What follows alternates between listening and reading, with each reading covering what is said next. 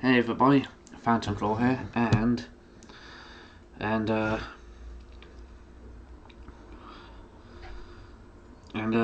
actually going to be doing another reaction video. With this reaction video being 3 creepy true Boy Scout Camp Out horror stories.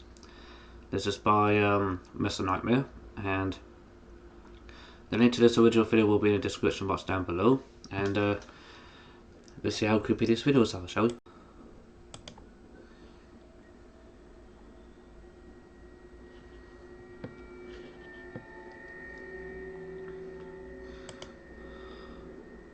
I'm going to turn This experience happened many years ago. I'm 23 now, but I grew up a scout. I started with the Cub Scouts, then transitioned to the Boy Scouts, and eventually earned the accomplishment of becoming an Eagle Scout. Throughout my years as a scout, I've been on countless campouts.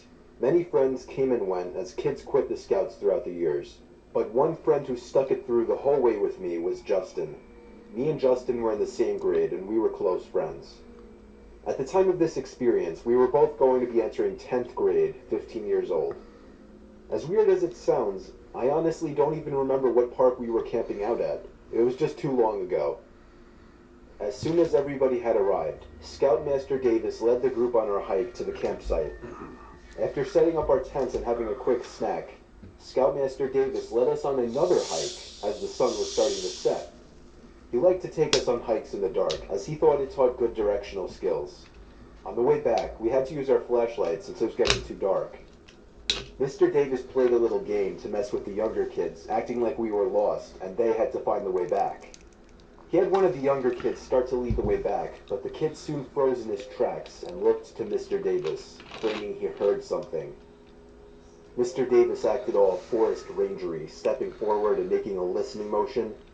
Me and Justin laughed out loud, and he shushed us. There was another sound, a very obvious step from a larger creature in the distance. Kids were shining their flashlights all over the place. Mr. Davis assured us it's okay as long as we make a lot of noise to keep any potential predators away. I gotta admit, it was a bit scary let me hearing him guess. say that. Let me guess. Did you start saying "Kumbaya, my lord, Kumbaya"? Did you start singing that really loudly? Yeah, because even though that might keep potential predators away, this could also signal any human predators to your location. Not just say you might get rid of the animal predators, but what about the human predators? They're gonna know your location. Didn't think of that, did Davis led the you? way back from there on out. But on several occasions, either me, Justin, or some other kid would point out steps coming from behind us. Clearly something was following us. Mr. Davis told us to just stay with the group and not to refrain from making noise. We got back to the campsite where we cooked a couple turkeys, popped open a few cans of corn, and then sat around the campfire where Mr. Davis began telling his famous stories. However, it was interrupted by footsteps circling around the campfire. Scouts started turning around, looking into the woods. Even the scoutmasters looked at each other. Assistant Scoutmaster Roberts hopped up, said, "Alright, this'll scare him off," and went for the gun in his tent. He pulled out his rifle and fired a shot into the air. We didn't hear any more footsteps after that. The only one smart enough to go and do that.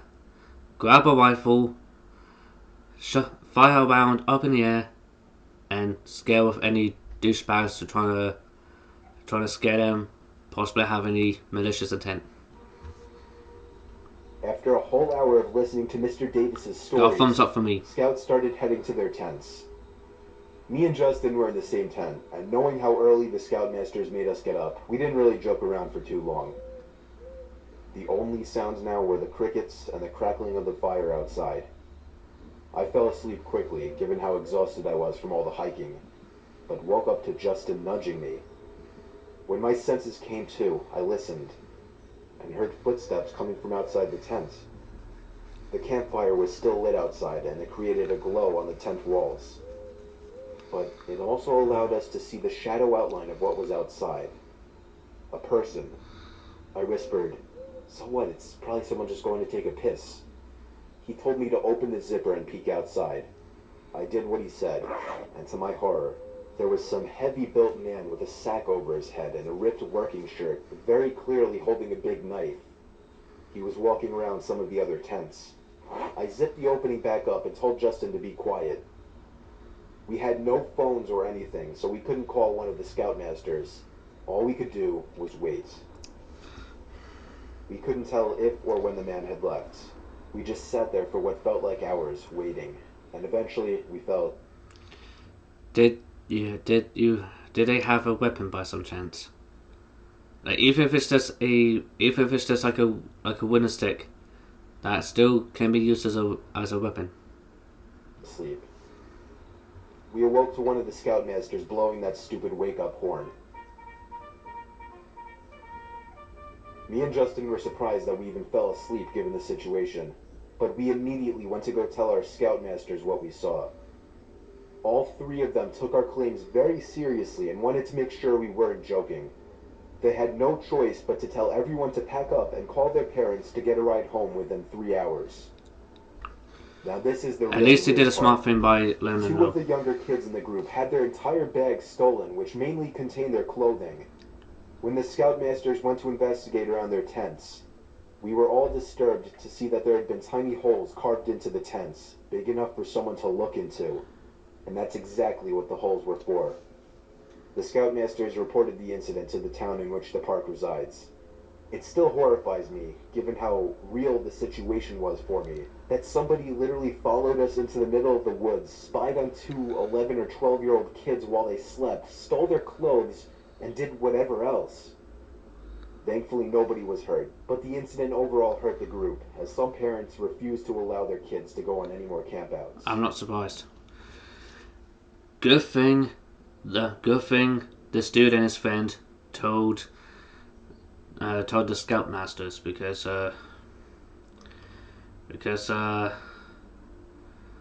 if they had stayed a bit long, because if they stayed another night or two, then something more disturbing could have happened. And that's not even a joke. Something more disturbing could have very well happened. And you can't blame the parents for not wanting their kids to go to, well, for not wanting their sons to go on any more Boy Scout trips, because for obvious reasons. It's sad that some sick people out there can really ruin things for a lot of other people. That's the truth, sadly. You can get some sickos out there who are I'm a that 15-year-old Boy Scout from Houston, stupid. Texas.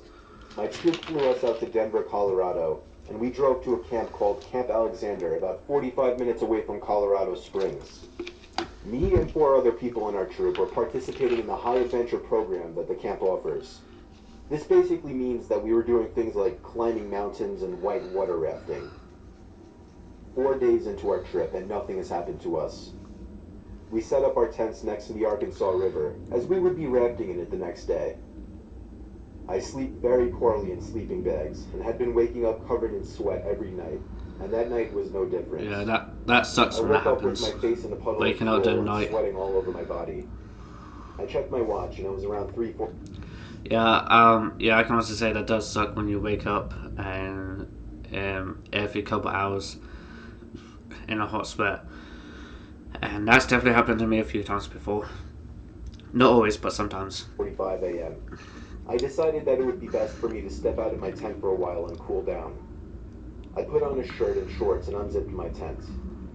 The way my tent was positioned, the opening was facing towards the river, and I immediately noticed that there was someone standing in the middle of the river facing downstream. The water was about waist high and 30 to 40 degrees Fahrenheit, and whoever was standing in there didn't have a shirt on, so I was extremely...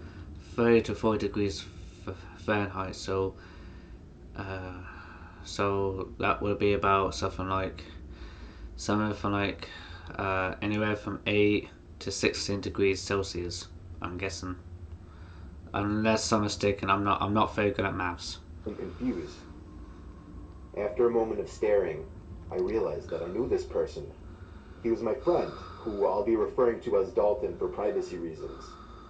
I called out for him 2 times before he finally moved. He looked right at me, and then he looked around as if he were processing the situation. He yelled at me, "What the fuck?" He ran back to the shore as fast as he could. I grabbed him a towel and shirt and asked him what the hell he was doing in the middle of the river at 4 in the morning. He answered saying that he didn't know and that he had just woken up to me yelling at him in the middle of the river. I don't know Oh, how he hell got no. there or if he sleepwalked or something like that, but it was seriously creepy. Nobody believed us in the morning and we just decided to forget about it. Dalton said he had never sleepwalked before or anything like that, so I have no idea why or how he would have gotten into that river. All I know is if I didn't wake up that night and get out of the tents, my friend Dalton might have been dead come morning time. This Damn, that must be like wanting to go and tell people about stuff like that, which you and your friend both generally know happened, yet have people say that you lied about it. Yeah, I the two things I want to know is, one, did they notice anybody creepy lurking around, and second, did they go on any more Boy Scout campouts? Those are the two things I want to know. is going to be a brief, horrifying, 100% true story of mine. I was 13 years old and one of the quieter kids in my Boy Scout troop. I'm not totally a shy person, but I couldn't really relate to any of the kids in my Boy Scout group. We were on our last campout of the 2008 camping season. It was in October and it was a little chilly, making our many hikes a little more bearable. This was the last campout of my life, and you'll soon know why. During one of our hikes, I was trailing behind the group as I usually did. I had the sudden urge to pee, so I let the group get a little further ahead and then went behind a tree. I almost had a heart attack as something made a heavy thud on the ground not too far away from me. It didn't sound like a stick or branch falling. It sounded like something putting its foot down into the leaves. Oh, I hell didn't know no. what to think. All I know is I was freaked out. I ran to catch up to the group. I had no idea what just happened, so I didn't want to tell anybody about it. I'll skip ahead to that night when I was trying to fall asleep. I had my own tent, as did some of the other kids in our tiny little troop, so I tried to go to sleep right away. A strange noise soon interrupted. At least he had the whole tent to himself, which is a good thing. But at the same time, that might be a bad thing because if you heard some creepy dude, well, it sounded like a creepy dude stomping a foot behind you, or somewhere behind you, I should say, then yeah, they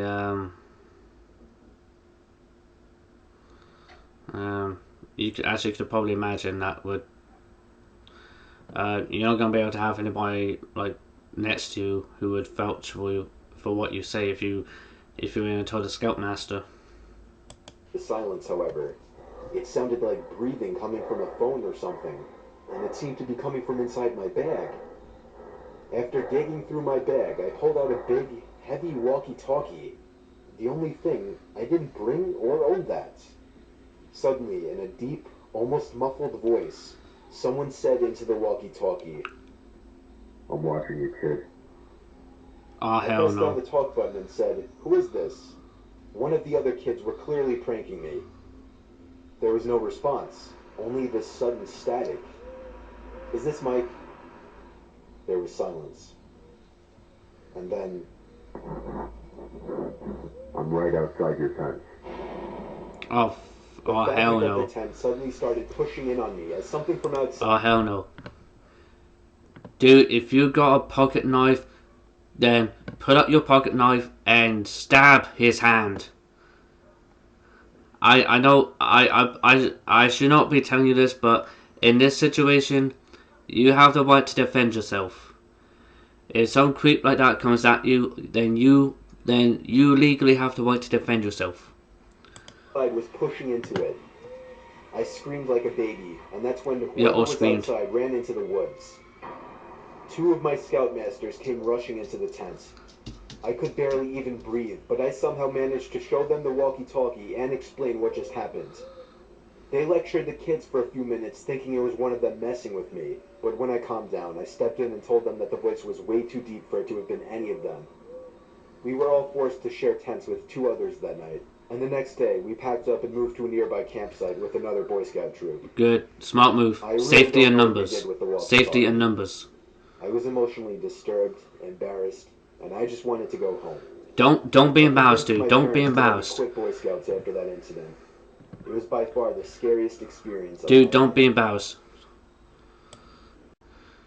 Yeah, dude, don't be embarrassed. You got nothing to be embarrassed about because any of the other boys in your Boy Scout troop, if they had actually if they had actually if they were on the receiving end of what you were in, they would have screamed.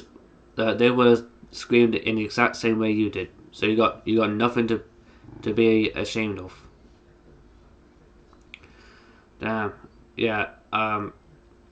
Strange enough, years ago, back in the early 2000s, about 2003, 2004 time, I was actually considering going into a freaking Boy Scout thing, but I chickened out because I didn't think that because I kind of felt uneasy about it.